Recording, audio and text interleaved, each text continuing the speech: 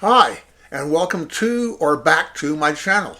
There is no Formula One racing this weekend. It's one of the off weekends, so I thought what a great chance to sit here and review the driver's standings, the championship, who's leading, how it's stacking up, what we may expect as the year goes on, and have a look at it.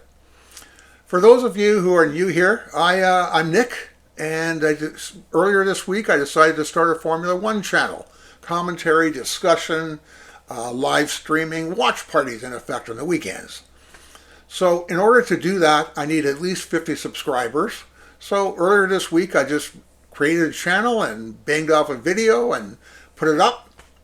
Waited about a day and a half later, 0 views, none.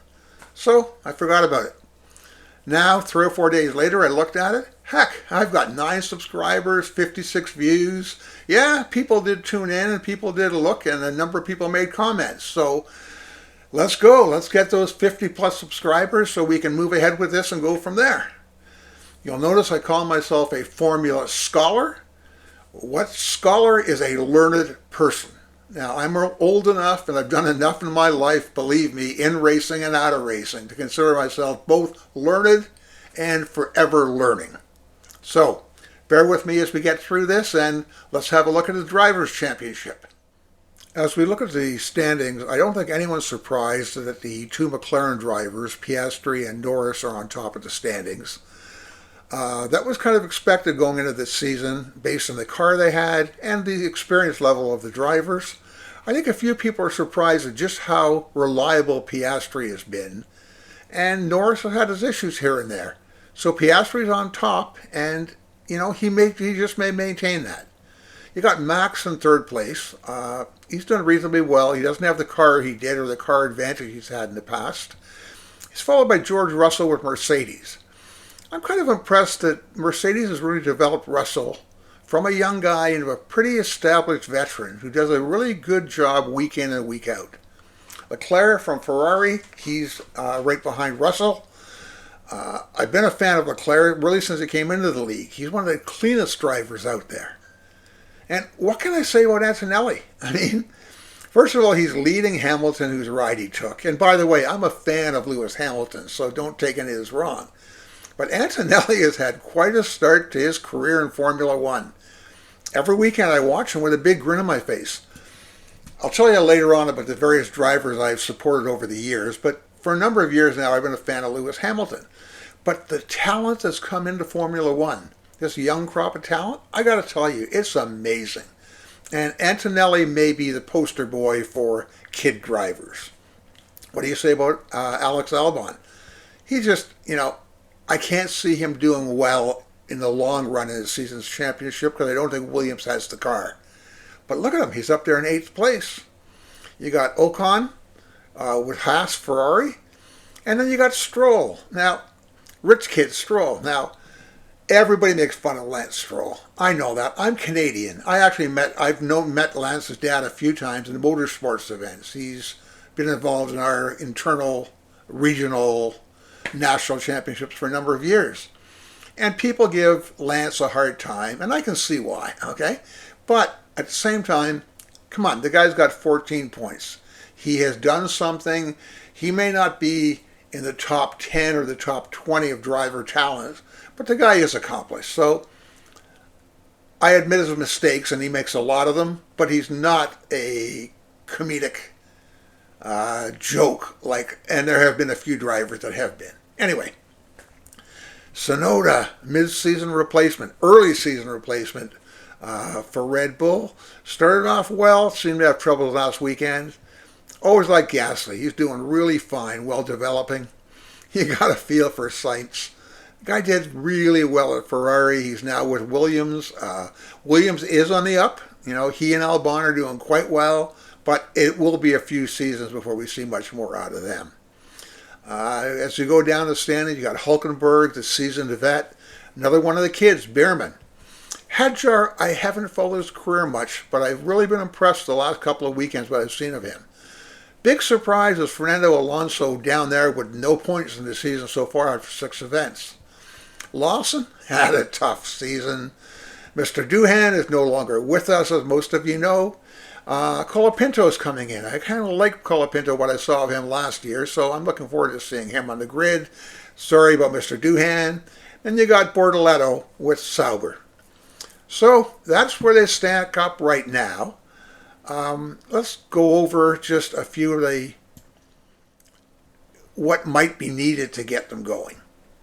So Piastri has had a consistency that Norris has lacked, and that gives him a bit of an edge.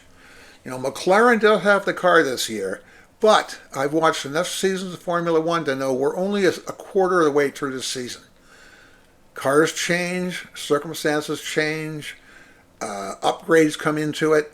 Even though they're now developing the 2026 car, most work's being put on that, there still will be changes, and you're going to see a shuffling, not only based on development, but also based on track to track of which car has the edge or doesn't. And to be honest with you, I could see any driver, as I look down this list, realistically, any one of those top 7 drivers, I could see being in the championship and running for the championship. You know, Piastri and Norris have to be the favorites. You can never rule Max out. By the way, I don't like Max. I think he's a great driver, very fast, very accomplished now. I just have never been a fan. I don't like him. I don't let that bias stand in my way. When he does something good, I congratulate him. When he acts like an asshole that he does at times, I let him know it. Russell, I told you I'm impressed with what he's doing, but Mercedes has a shot at it. It's up to car development. Then you come to Leclerc and Hamilton, Ferrari.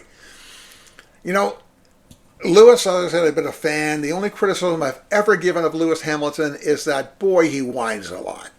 I mean, you know, his radio messages in the mid-race, last race were really entertaining. But in the past, I've heard him whine quite a bit. So, over the years, I've been a fan of different drivers. I guess when I started in Formula One, it was back in the McLaren Senna-Prost era. And that was really something, you know. I was a big Ayrton Senna fan.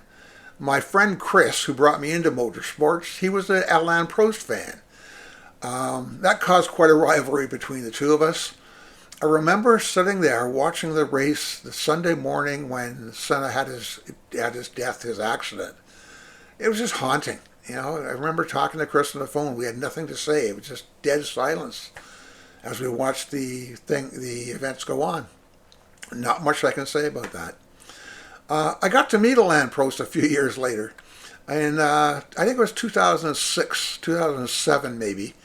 I went to the Canadian Grand Prix in Montreal, and I was fortunate enough I got pit suites for the event. And Alain Prost was the guest driver in our pit suites. What was interesting is there was a crowd of people. You couldn't get near him. But once the race started, everybody was up against the rails watching it. He was sitting in the back, you know, just sitting there watching it on the TV. I went over, sat down with him. He and I watched the race together. He gave me a running commentary of the race just while we were watching the TV. So I actually spent a good 2-3 hours with him. Got to know him fairly well. Here's a picture. You know, and like I said, it was quite a thing. I posted that lovingly on my. I posted that jokingly on my Facebook, saying, "A meeting of champions." Right, you know. Well, as you should be able to tell, I like to talk. I got all kinds of stories from my background to throw in and keep things colorful.